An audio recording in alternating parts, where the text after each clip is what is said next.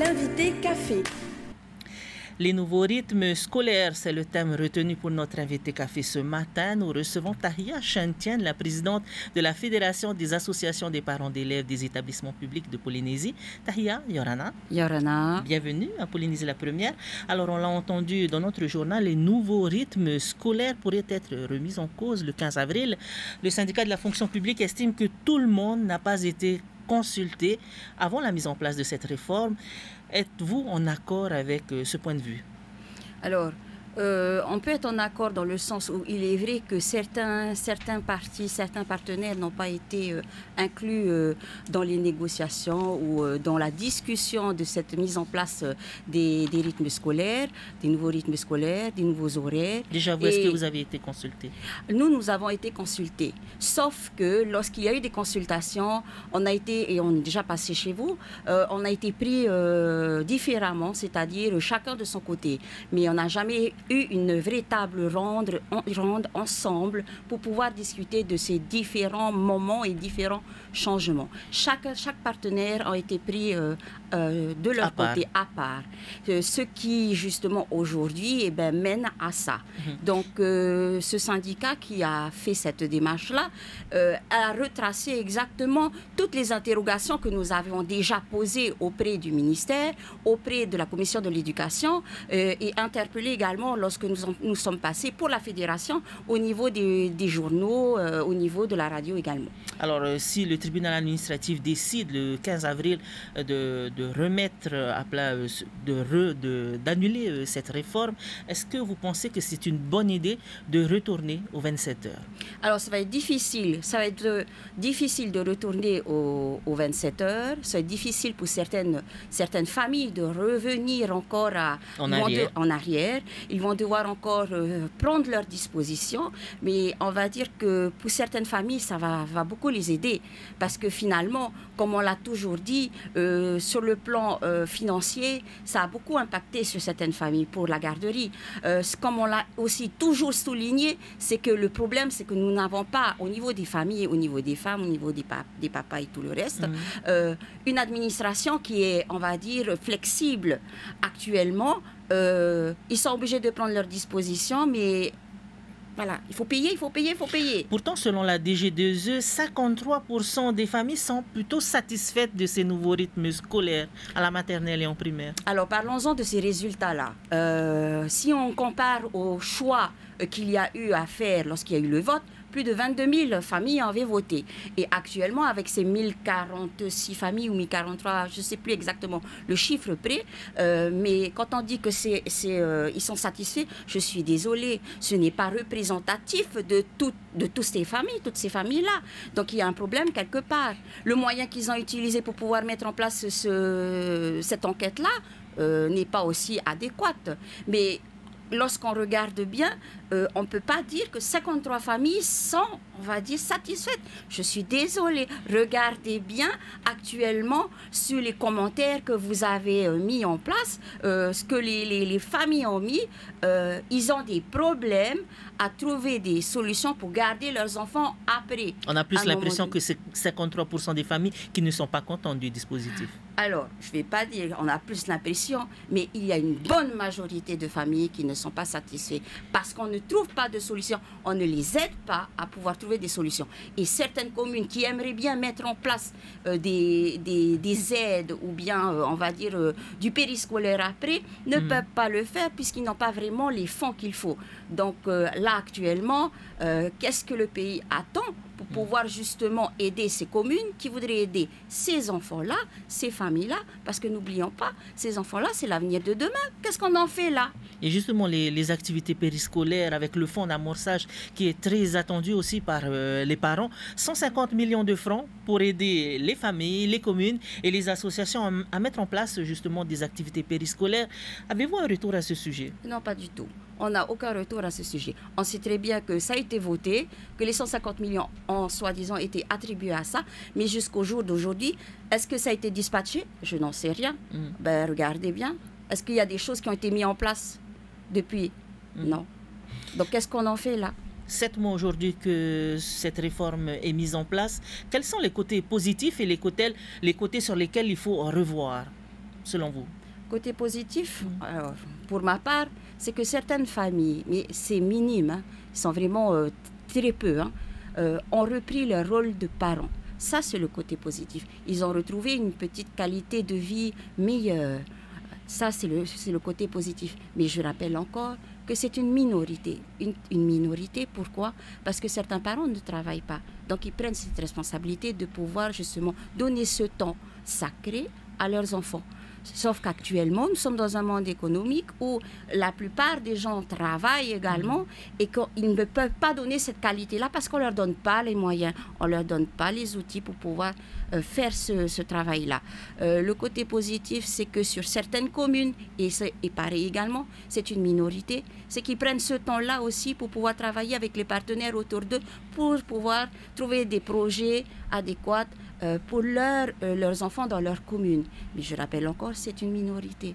Alors, on rappelle que la Fédération de l'APE, pour vous, le plus important est de se retrouver autour d'une table pour rediscuter de cette réforme. Alors, Tahia, une nouvelle phase de consultation est lancée pour modifier la charte de l'éducation. Les discussions se font sur invitation du ministre et ne sont abordables à tous qu'à titre d'information sur Internet. Vous n'avez pas l'impression de revivre un peu le même scénario que pour cette réforme? Alors, nous avons eu la chance, puisque c'est quand même une chance de pouvoir entrer à l'intérieur. On a été abordé déjà lors du Haut Comité de l'éducation. Donc, c'est une instance où il y a plusieurs partenaires qui sont invités pour pouvoir justement, où le ministre, la direction, la DG2E, va pouvoir donner, on va dire, les lignes directrices de ce qui va se passer au niveau de l'éducation. Là, vous parlez des états généraux, hein? Au comité. Et donc, nous avons été invités, et en plus de ça, on nous a présenté ces états généraux par rapport à la nouvelle charte qui doit être retravaillée et tout. Sauf que là, actuellement, les états généraux sont en train de se diriger. Bon, c'est une première également, c'est délocalisé, c'est-à-dire qu'ils se dirigent vers d'autres communes pour pouvoir aller voir d'autres partenaires sur place et tout. Ça a démarré Voilà, ça a démarré déjà un moment, ça a démarré par Rikitea. Ce qui se passe actuellement, c'est qu'on n'a pas vraiment un vrai retour. Il est vrai qu'ils avaient dit qu'ils allaient alimenter au niveau du site de la DG2E des retours au fur et à mesure qu'ils auront entamé les états généraux. Là, on ne sait pas vraiment comment ça se passe. Donc, on va attendre demain, puisqu'il y a un deuxième au comité de l'éducation, et on va nous faire un retour sur l'avancée des travaux des états généraux. Et peut-être que là, nous aurons plus de précisions à ce niveau-là. Et selon vous, qu'est-ce qu'il faudrait améliorer au sein de cette charte de l'éducation? Quels sont les points importants?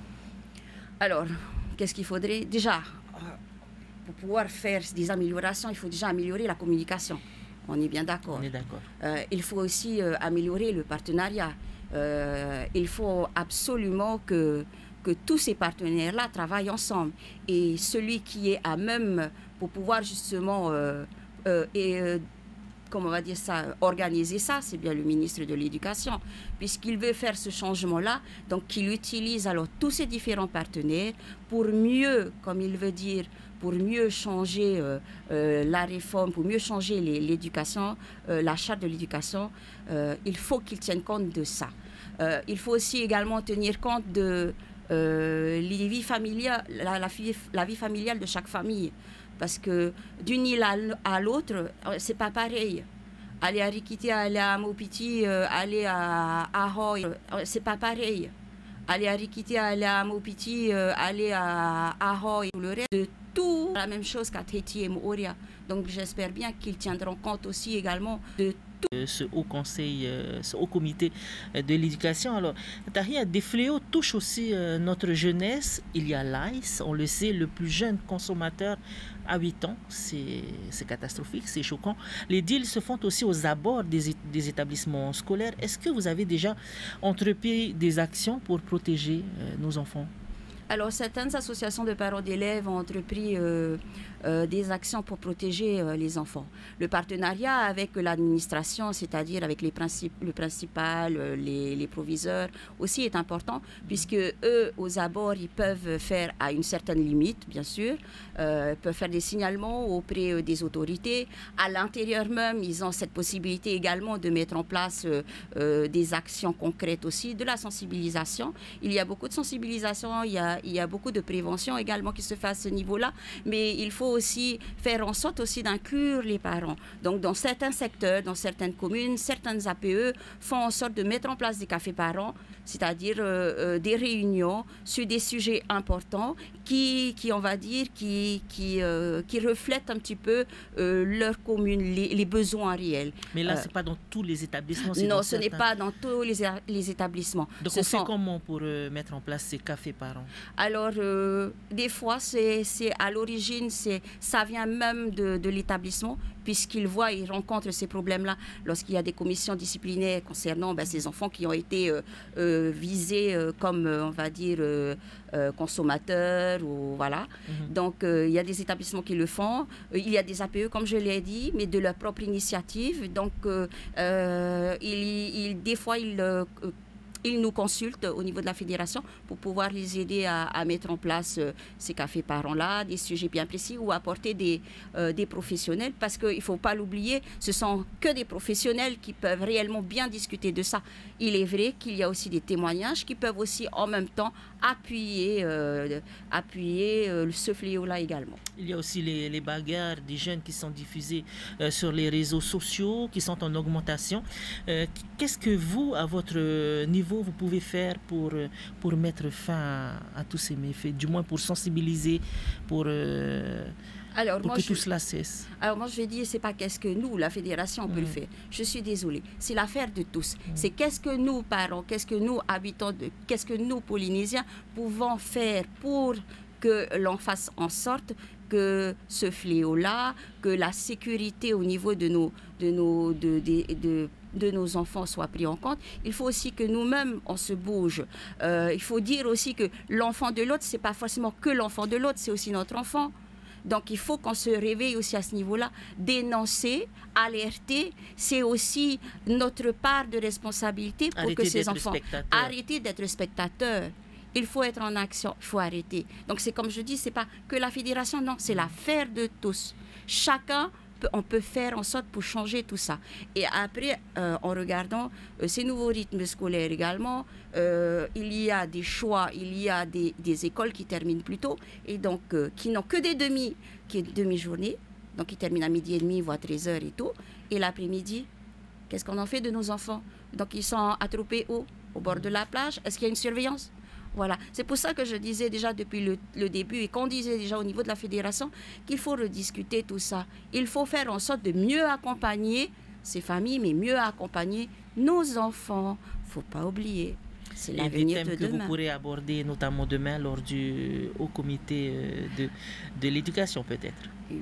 On va voir ça, à essayer puisqu'il y a un ordre du jour, mais déjà... Avec l'actualité qu'il y a, je pense qu'il y aura des questions déjà à ce niveau-là qui vont se poser. Alors Tahia, on approche la fin déjà de cette entrevue. Le renouvellement du bureau de la Fédération des APE, c'est pour bientôt, le mois d'octobre. Est-ce que vous allez vous présenter pour un second mandat? Alors, je ne peux pas m'avancer déjà dès le départ parce qu'il faut des conditions pour pouvoir être dans la fédération. Il faut être déjà président d'APE pour pouvoir entrer dans la fédération. Et ensuite, ce n'est pas moi qui choisis, ce sont les gens qui vont devoir choisir. Donc, ce sont les adhérents qui vont devoir choisir. Donc, on verra. On verra. Merci beaucoup, Tahia Chentien, pour toutes ces informations. On retiendra que la Fédération des APE de l'enseignement public regrette que la consultation sur les nouveaux rythmes scolaires n'ait pas été assez élargie. Vous attendez aussi le délibéré du tribunal administratif prévu pour le 15 avril pour savoir si oui ou non cette réforme sera annulée. Et c'est la fin de ce rendez-vous.